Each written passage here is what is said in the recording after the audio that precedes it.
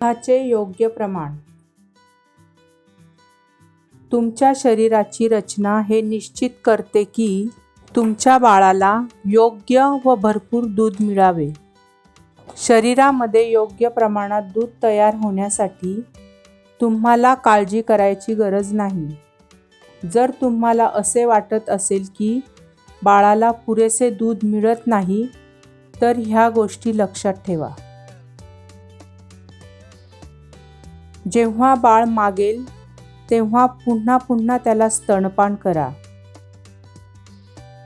सुरुवातीच्या महिन्यात जवळजवळ 2 तासाच्या अंतराने पुन्हा पुन्हा स्तनपान करावे आणि बाळाच्या वाढीनुसार 2-4 तासाच्या अंतराने स्तनपान केले पाहिजे.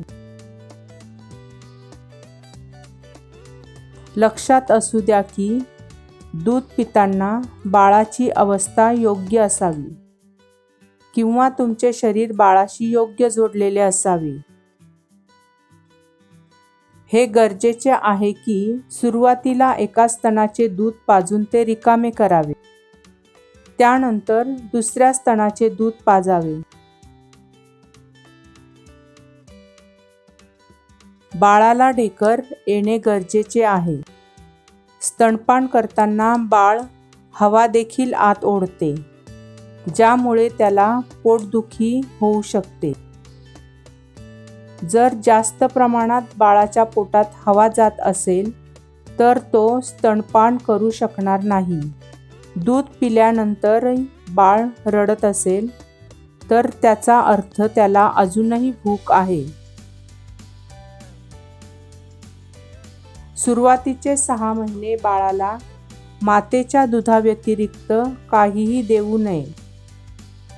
बाळ जेवढे जास्त स्तनपान करेल तेवढे जास्त दूध स्तनामध्ये तयार होईल. त्यामुळे बाळाला मातेच्या दुधाव्यतिरिक्त काहीही देऊ नये. लक्षात ठेवा की तुम्ही भरपूर आहार घ्यायला हवा. जास्तीत जास्त स्वच्छ पाणी प्यावे. स्तनपान सुरू असताना तुम्हाला कमीत कमी 3 वेळा जेवण करणे आवश्यक आहे